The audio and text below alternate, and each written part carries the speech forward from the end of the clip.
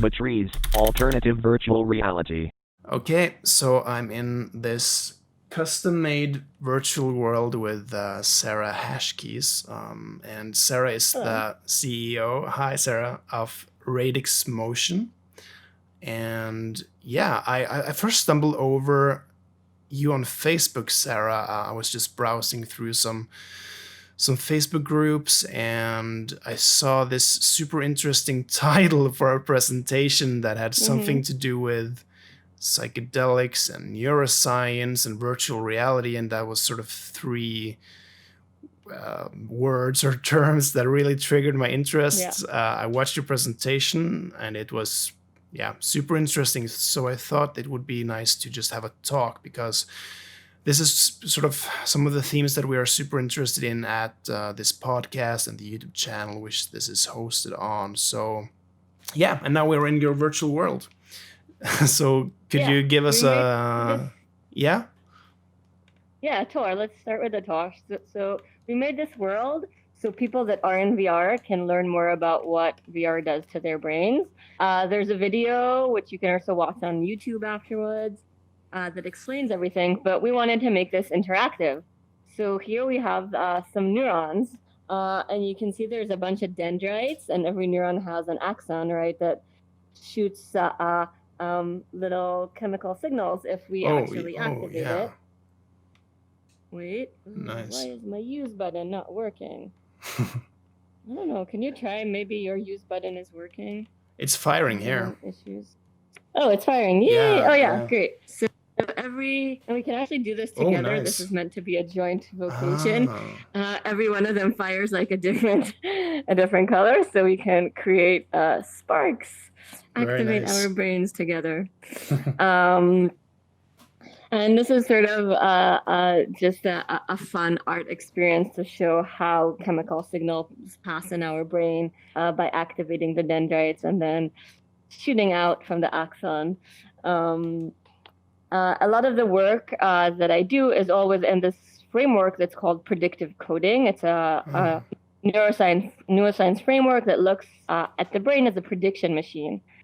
That combines two sources of information that's coming from our senses right now, and information that your brain has already stored, that's called biases or priors. Different papers call it different names. And what we can start doing with VR is really changing the relationship between these two sources of information.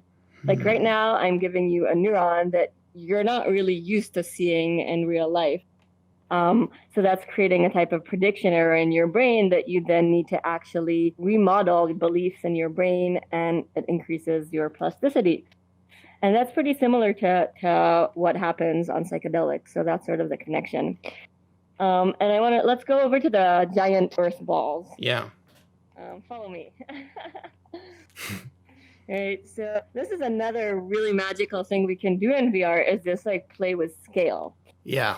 Which is something that you can't usually do in real life. It's like just, I now have control of a giant earth ball. I can just roll it around like a bowling ball, right? Yeah. Now they're all rolling around. Or the opposite, actually lifting. Wait, let me see if I can get down into the ground. Here we go. Lift like a tiny earth and just feel like super powerful, holding the earth in the palm of my hands. So this is another type of bias we can start actually changing in VR very easily by just playing with size. We can make ourselves huge, small, and it really affects our whole psychology and the way we even communicate with each other. So that was another thing I wanted to show. When you're saying bias, do you mean then just our general sedimented relationship with the world and how it works? Or how do you sort of define this? Yeah. So our biases are basically based on our early age experiences. Yeah. And that's the incoming information that we get from our environment, from our parental figures, from our social, the social environment we're embedded in, and all that. There's a hyperplasticity when you're a baby. At very specific ages of your development, specific neurons become hyperplastic and hyper tuned into the environment, and then actually prune. So the connections between those neurons after that stage are cut down. Yeah. And that is really a hard thing to change later on in life. They show this in language acquisition, for instance. If you have not been exposed to a native language by the time, I think it was 9 months, something around that age, like very young, you will never actually be a native speaker. You might speak very well, but your brain will still, the sounds, the way it relates to these types of phonetics will not be the same as a native speaker. Yeah, let's go. I actually don't remember. I haven't been here in a while. We made this world maybe 2 years ago. Oh, that's fine. See, I don't remember what this was about. I'm actually curious. What did we do here? Oh, yeah. Let's connect. Oh, yeah. So this is, let's see. So the idea was for us to be able to build something together here with these blocks. So. Oh, there's some patterns here. Yeah, so much of like VR games are around violence and shooting, and I'm a martial artist. I've come from Israel. I've had my share of violence, and it can be constructive in some ways, and release a lot of things inside of you in a healthy way. But a lot of what we're trying to do in Radix Motion is create pro-social gaming and pro-social actions. Yeah. Because, if we want to change the world and have sort of less violence in it and more understanding and empathy, the way to go about it is to just collaborate more, practice these collaboration skills. So this, I didn't even remember that this had trails. Yeah, it's pretty fun. Yeah, that's cool. So just using visualization tools, dance, creativity, to make things together is really what we're trying to make with Radix Motion. Yeah, it is pretty. So this world has its VR chat has quite a few limits when they let you build things. That's why we're building our own platform that's actually called Miyu. Yeah. It doesn't have voice in it because it's all about body language. So if people want to check that out, I highly recommend. It's free. It's on all the platforms. And we can talk about that more later. Yeah, how about we go check what we look like in a mirror? Hey, good. Because identity I can't even remember what you avatar. look like. Oh no, I see it. I see it when I'm walking. Yeah, I went for some sort of cyberpunk dude. I'm stoked with the game coming out now. So. Right, so this is a VR mirror, but look down. We put a mirror on the bottom and a mirror on the top and the sides. So we're actually letting you fully embody yourself. Yeah, exactly. To get different body perceptions. And this is really one of the strongest things that VR causes is this first person effect. Right? It can really change your sense of self because we're getting statistically correlated data. The way when I actually feel my body moving is what I'm seeing, even if the hands are not the size of my hands exactly. So I'm getting a tiny bit of a prediction error there about my hands are actually smaller than these hands. And these are things that we need to do a lot more research about, because long term, what happens when you get these conflicting signals, right, inside of your brain? Because research that I did in university really showed that this is super powerful. Your brain really believes the visual signals and actually starts shutting down the proprioception signals, the signals that are coming from your body. Yeah. And this is why VR can help treating things like anorexia and body dysmorphia. But if it can help, it's quite likely that it can also do damage if we're not careful. So we have a recommendation here that what we recommend people is don't get too attached to your avatars. Keep changing them. If you spend a really long time in one avatar, it might actually start reprogramming your sense of self and what you believe you are. This is an avatar a team member of mine made. We were sort of making fun because this is a motion capture body, right? Yeah, so we're in VR yeah. in a body that's doing motion capture. Yeah. And we added a trail to allow us to extend our communication skills. I don't know how many times it's happened to you when your mic isn't working. In Right. VR chat. Right. So now even if my mic isn't working, I can like try to make like smiley faces or something. Yeah, that's very practical. Writing, I can try to write in like upside down language. But I like what you're saying that way. with don't get too attached to your avatar, because I think there is really sort of a danger there. Of course, there is empowerment in being able to redefine yourself and display yourself as you wish, but Yeah. an avatar could also be said to be empty, and as with anything, your own body included. I mean, you mentioned anorexia, and we have we have the potential as human beings of being, having issues with the way we represent ourselves. Of course. Again, and this is exactly what happens when biases don't actually agree with the information that's coming in your body. Yeah. And so many, especially women bodies are under such scrutiny from society to always look cute and sexy and small and petite and not assuming, and so many of the actual VR platforms out there encourage this in many ways. One of the reasons I do love VR chat is because it gives you a lot of freedom. A lot of the Facebook systems are always basically forcing you to be a cute Disney version of yourself. Right. And what I really like about VR chat is the possibilities. There are a lot of anime girls out there. Right, yes. But can I show you actually my favorite avatar? At least you get the I'm choice, switch but yeah. for a second. Yeah, my favorite avatar is, let's change into this. Ta-da!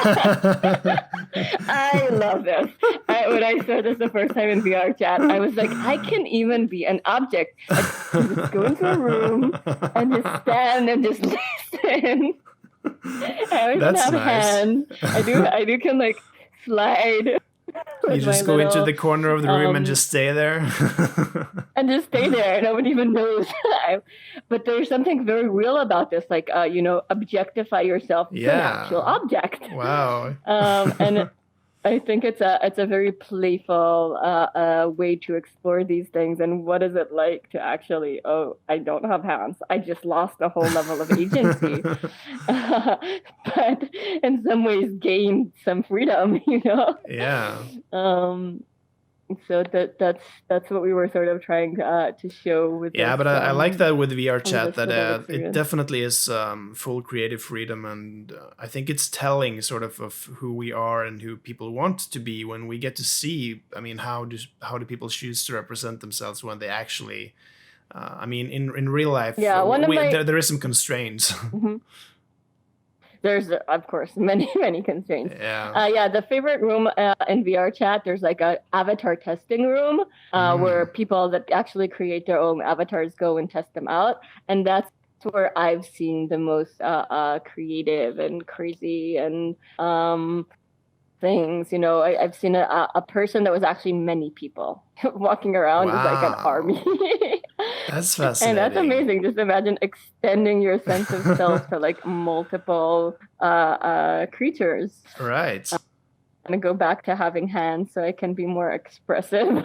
Yeah. And we are flexible in that regard as well. I mean, I haven't really tried all those embodiment experiences, sort of, referred to in like research literature as the lanyard term, homuncular flexibility, but adapting to more limbs and so on. That sounds really fascinating. Here, and now we're playing with size, right? Right, yeah. Tiny little wolf. I feel and really a lot cute, of these, and you feel intimidating. Yeah. A lot of these anime girls as well are like that kind of size. They're like smaller than children, but yet it's weird when they walk around your feet in VR. Or stand on you. Yeah, And it's interesting. Like I feel people want to explore again things that we can't really do in real life. And you know, as long as there's a consent and it's coming from a place of exploration, Yeah. I think that's great. And as long as there's options, because you can be a cute, sexy anime girl, regardless of what your body is in real Right, life. yeah. But you can also be this. Yes. You can also be a trash can. You can also be, you know, anything you really want. And I think for what I want of VR in the future is that type of freedom. I don't want to be forced into looking like a cute Disney version of myself. I think that's disastrous. Yeah, I agree. And that's what we're trying to build with Miu Avatar System too. We're making it very flexible. We're making it physics-based. So you actually can induce like noise and physics in your body that reacts to your body movement. So that's also has been a really fun thing. Yeah, I like how you actually, I mean, don't have you don't have voice. We don't have voice. Yeah, that was I like that. a choice. Yes, because it's like a deliberate constraint that is sort of forcing other modes of expression, and that is genius. Yeah, because there is so much possible to express. I mean, you are constantly doing this, so you're a perfect example right now. I'm like finally out of my chair, so I can move. But this is you know, one of the biggest problems in technology is that the interface until recently has only been with our fingers. Yes. Right. So our brains have actually adapted to have finger thinking. Yeah. Right. We type the finger and verbal thinking has been sort of extended and expanded on over the last few generations. And for a lot of us, we're losing the rest of our body. Yeah. And that's not healthy. We are fully embodied creatures with a spine and a tail. Right. And this is in order to have an actual healthy life and a full type agent, you don't want to be repressing these parts of you, both from health perspective, you know, all these backaches everybody's getting, and but also from a type of connectivity that we have as humans. I do a lot of contact improv dance, and you feel such a deep connection being able to predict another person's movements.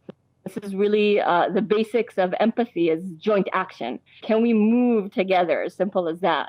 Once we have that, then I can start building a model of what you are, how you interact with the world, and start feeling more empathy towards you. Yeah. That's the basics. Yeah, and I think it's also something that we're losing in like even in the Skype thing, because it's although it is. Or the Zoom, although it actually shows a body, you are restricted to sitting in the chair. I mean, I'm sitting in the chair right now, but at least the potential conceptually and theoretically, I should. And it's the chairs. If there's one thing I would change about the history of humanity, I would get rid of chairs. Yeah, I might have to take you up on this. I'll just have to fix my mic, but you reset the size. Let's see, standing play. Yeah. Let's do it. It's worth it. Yeah, I think so. This is getting a bit wrong. Oh, you're starting to float. Oh, I'm getting holy now. Yeah, it's magical. Okay, that's weird though. Let's just check right quickly if I can. Okay. Then you can go explore new avatars.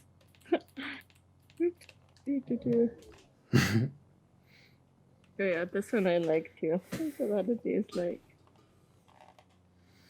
I had this emo kid back in. Oh, that's nice. Yeah. That's really cool. I like those colors. These are my cute. Yeah. I like things that verge on like human, but mysterious or super powered or all my comic book reading. I'm a very big comic book fan. Okay, that's nice. Okay, so now the people who are watching this can actually see the menu of those avatars as well.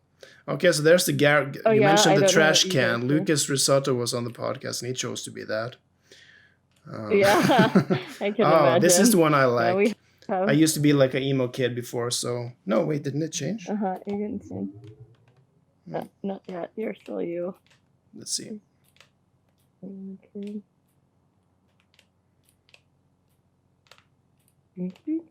So, I lost my superpower of drawing. I've seen that you've gotten some investors for your company now. Yeah, I love it.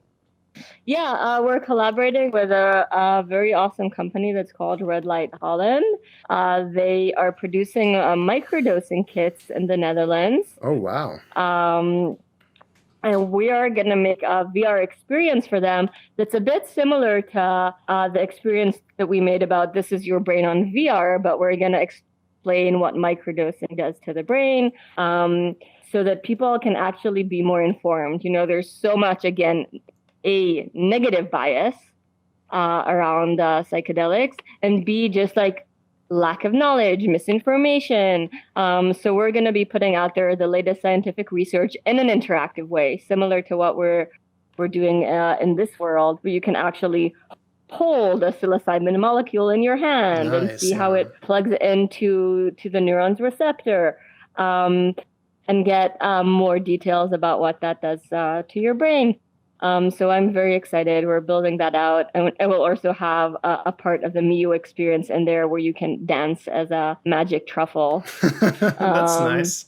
Yes. Yeah. So we're also being very playful about this. You know, one of the main things I think we lose as we grow up is the playfulness. Yeah. Things become heavy and too serious. And there's, I mean, I'm sure you know the statistics around depression and mental health. They're not very pretty. So anything we can do to improve that is a big win.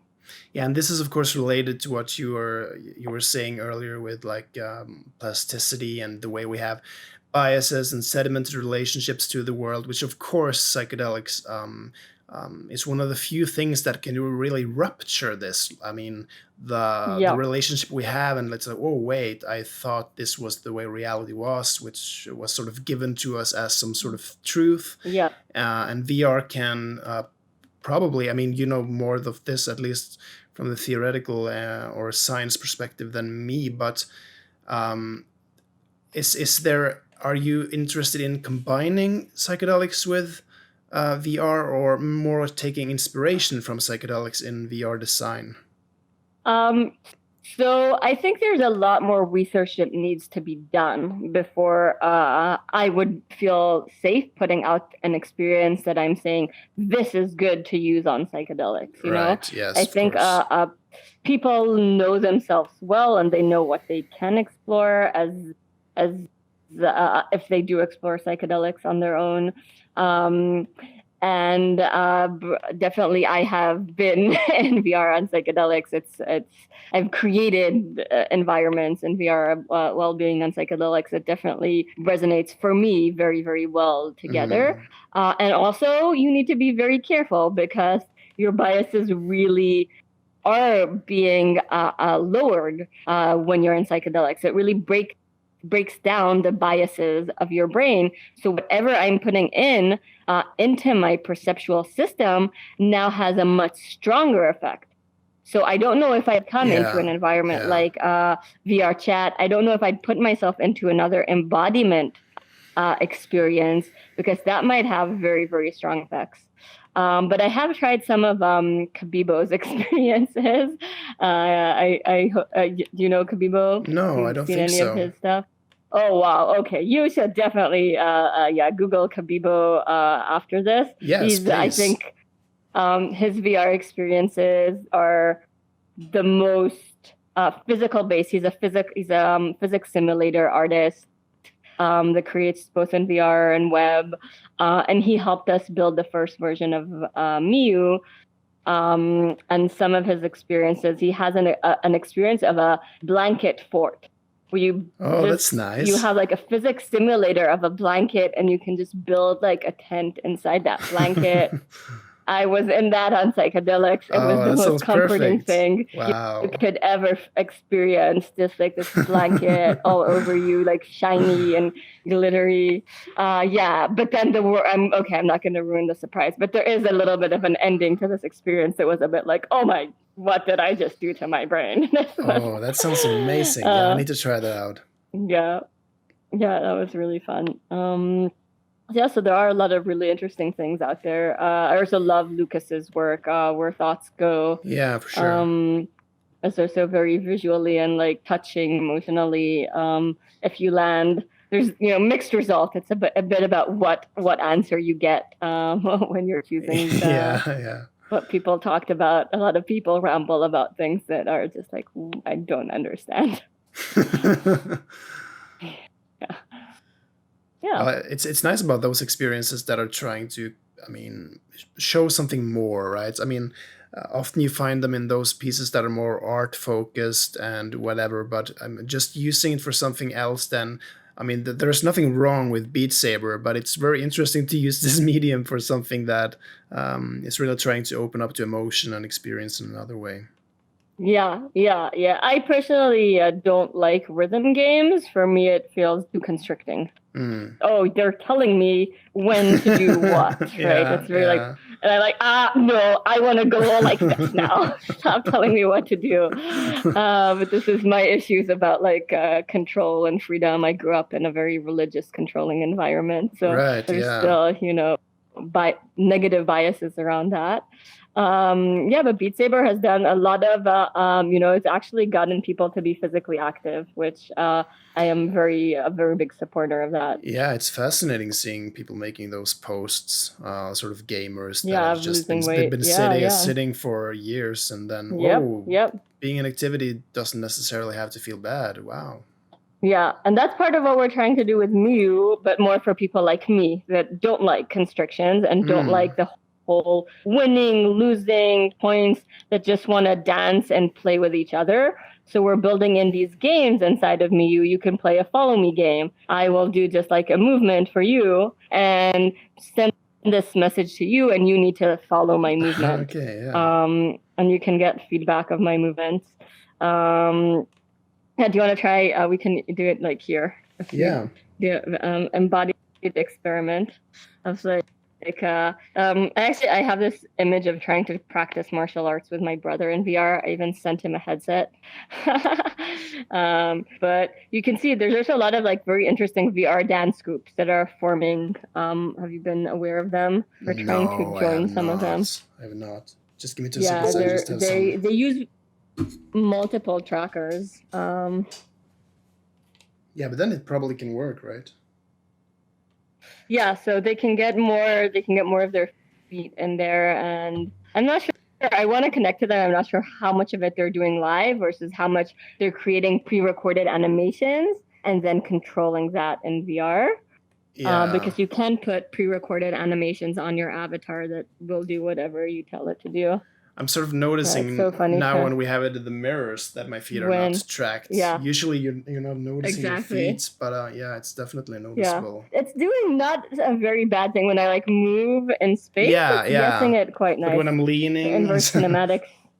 Yeah, when you're leaning, when you pick up your leg, they're just like, wait, leg, why are you not moving? Yeah, so there's, you can try, do you want to dance with me? Yeah, for sure. Where are you? Okay, here we go.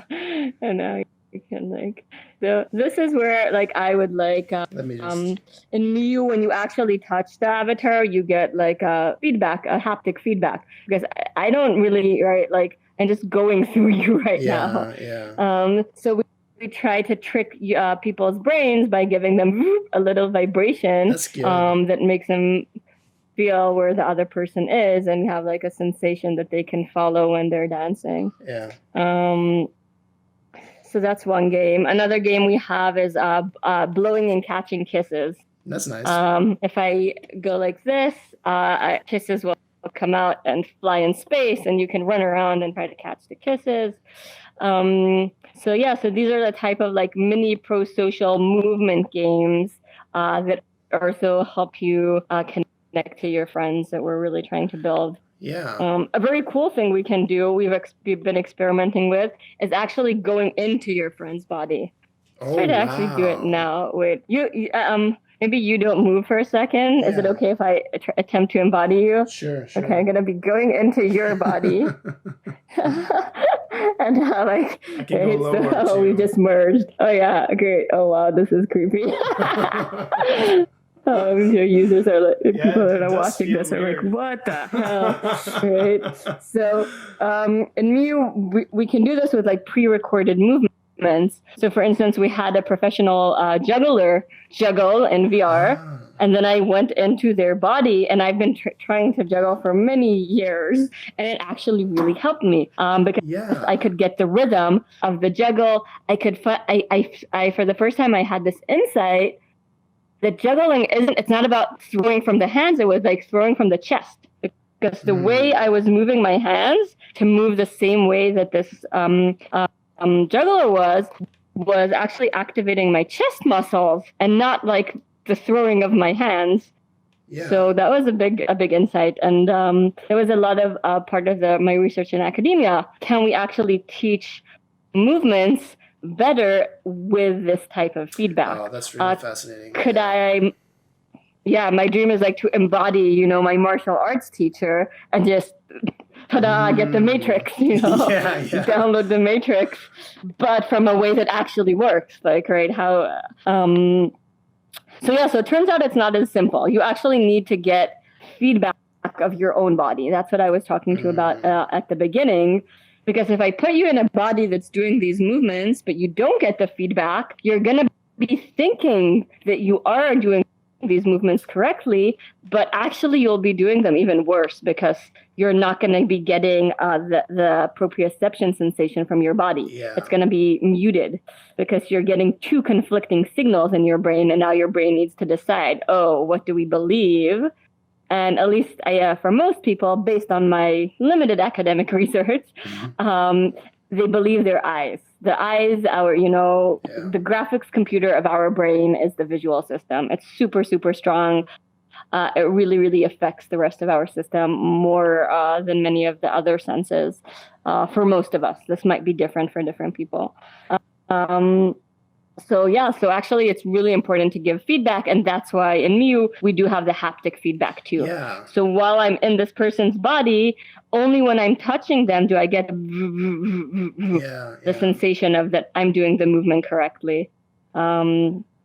That was a part of it. I really love the idea of like switching bodies or entering other people's avatars, because one of my favorite studies ever that's been done sort of on this has been, I don't know if you've read this one, but like on the virtual Freud, where you're sort of sitting like, the therapy chairs, sitting opposite Dr. Sigmund Freud. And after he has sort of asked you to tell you about your problems and you've done this, then you're suddenly switching chairs and listening to this representation.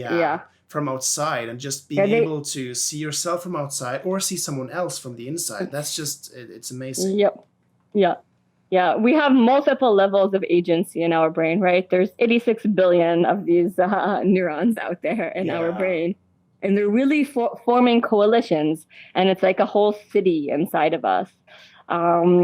And there's a lot of interesting research about that. There's this Freud experiment. They also did a similar thing with a child. So you meet a crying child and you talk to the child, and then you embody the child and listen to your soothing words to that child. So you learn to self-soothe yourself by actually helping someone else. And that's really interesting to notice how sometimes we are able to help other people better than we can help ourselves. Right, exactly. Yeah, it's so much easier to show compassion for others, often at least, than ourselves. So sometimes the judgmental part of us, right? We hear our internal parents when it comes to us sometimes more than we hear it when it comes to other people. And then really depends on your parents, but a lot of parents I think tend to be over judgmental. Yeah, for sure. Yeah, it's hard. Yeah. We are actually currently, I will plug it in, we're still crowdfunding. So actually, if any potential investors or just we have a minimal investment of $100 to actually own part of what we're building. Oh, that's cool. Because our whole idea is really, a line. I don't know. Have you seen the Social Dilemma on Netflix lately?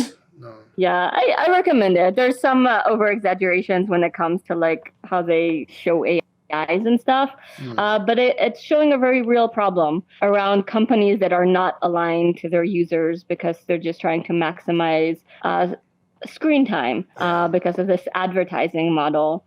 And we're trying to